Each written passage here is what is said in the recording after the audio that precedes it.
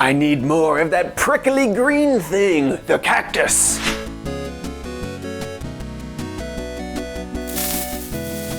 Hello and welcome to OMG Craft. I'm your host, OMG Chad. This is a show that'll teach you how to become a Minecraft expert in no time. Today we are taking a look at the spikiest block around, the cactus. The cactus grows on sand and nowhere else. It has some really cool properties. First is if you stand right up next to it, it will prick you. It'll hurt you and damage you at a half heart a time, and not just you, but mobs as well. So it can be used as a sort of defense against mobs in your base. The other cool thing is that if you throw an item or anything that is an entity into the side of a cactus, it is gone, destroyed forever, just as if you threw that item into a lava lake. It's also one of the only ways that you can get green dye inside of Minecraft. Take some cactus blocks, throw it into a furnace. Once it's finished smelting, you'll have cactus green, and that is the only green dye in the game, except for lime green, but you're just cheating with names and words at that point. So it's nice to have a large supply of cactus. So let me show off a simple and effective cactus farm. So here is what your cactus farm is gonna look like once it is finished. Now, what you see on the sides, all this glass and stuff, you don't need it to look exactly like that. But it is smart to have some sort of block to make sure that your cactus, once it spawns, doesn't fall onto the top of a block instead of down the side and into water. What I like about this design is that it uses water to push all of your cactus into a hopper, which means that it will go into a chest right here, which is useful. All the other designs that I see, it goes into a trough because it's kind of an older design. And this one, the water flows just perfectly, so it goes directly into that hopper. So we'll be utilizing a feature of Cactus, which is pretty cool, is that it works a little bit like carpet or reeds, that whenever you break it, all of them will break, so the ones above it will break. And then also, a different behavior is that cactus cannot be placed down when there is a block right next to it. So I put a block right here. It breaks all the cactus because it breaks the bottom one and then all the ones on top of it as well. So if I was to do that again and put it in the middle right here, boom, both cactus break. Now it doesn't have to be at the base. So I can't put a cactus down here because this block is already there. But let's say I built up a little pillar right here. There we go. And then put in a block here. Those top ones break. Now, you did see that I actually didn't get any cactus entities from that because if anything falls onto a cactus, like I said before, it will be destroyed by the cactus and is gone forever. So there is a little bit of loss with this system, but it does have some also some cool benefits that I could show off as well. So your first step is to clear a little area for your stuff to go, and I'm going to start off by clearing a 5 by 7.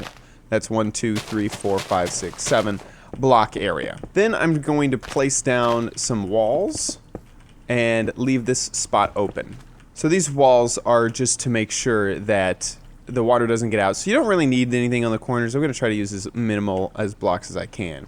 In fact, you actually didn't need a block here and here, the ones underneath the blocks that I just placed, because you do need to place down those blocks in those locations. Now, fill out the back. Whoops, come back here. Just like so.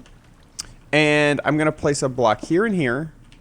And this may be easier if you can kind of tell where the back of this is. So all of this would be wall. And the reason that is because water will flow here. Eventually there's going to be water.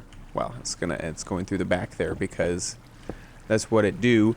But water will flow here, so I'm going to want to make sure that there's a block in the middle of that. Forget about those blocks that I just placed. That was just to show you why we need walls in those locations.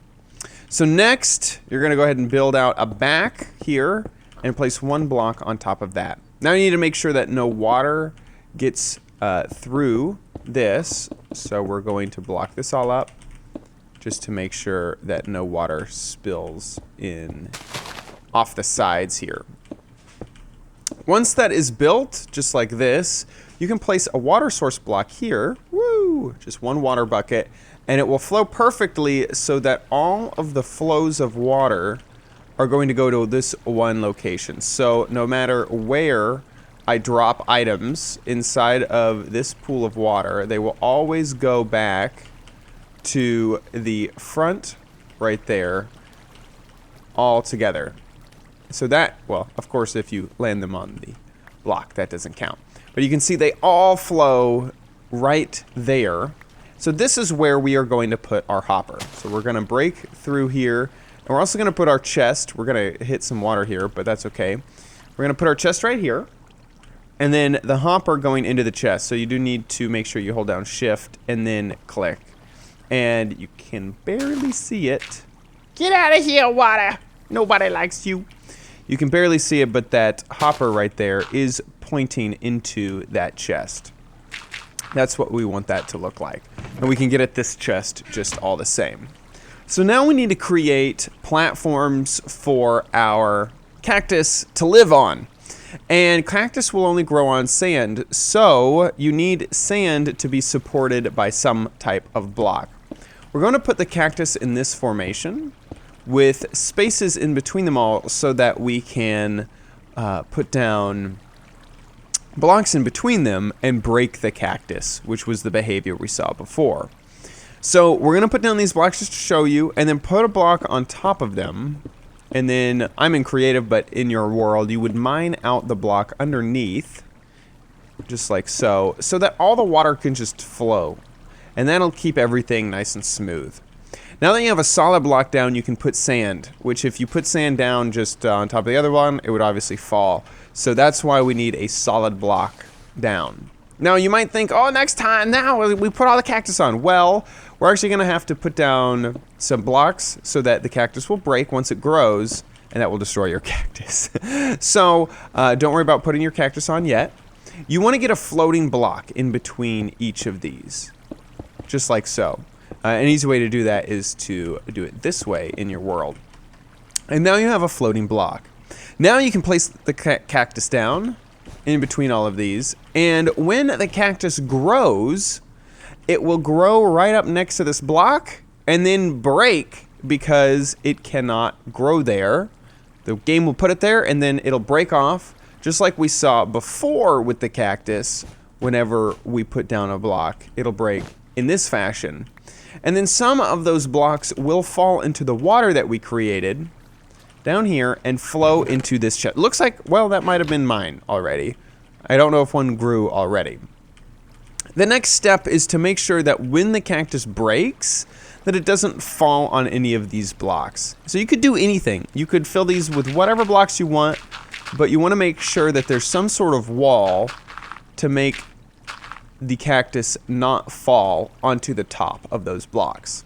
What's really cool is you can continue to stack this this sort of farm. So what you would do is you would put down a solid block there, there, and there. And we'll do that again here, here, and here. You put your sand on top of that, just like so. Then you would put down the block that will break the cactus, which is those two blocks on the side of the T, just like that, those floating blocks. Then you'd put down your cactus, like so. Now, these cactus underneath will not have the same sunlight value, so you'll either need to make sure that they can get enough light during the day, or you'll have to put torches and glowstone around, whichever your preference, or some sort of light source to make sure that these will grow. But you can continue to stack this very, very, very high. I let this one sit for a little while. I have a time lapse to show you after we get out of the game. And we got around 12 cactus for above an hour of sitting here and waiting. But you can get, of course, a lot more if you stack this taller and taller.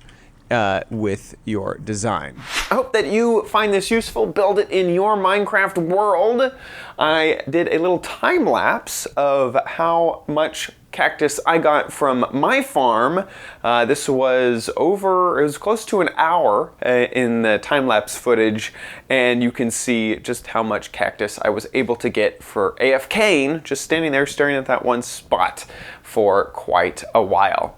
Thanks so much for watching this episode. If you want to catch future episodes, make sure you subscribe at youtube.com/omgcraft. If you liked this episode, please give me a like or let me know what you thought about it in the comments down below. Do you have a tip that I forgot? Tell me down in the comments, and I'll see you next time on OMG Craft. Bye!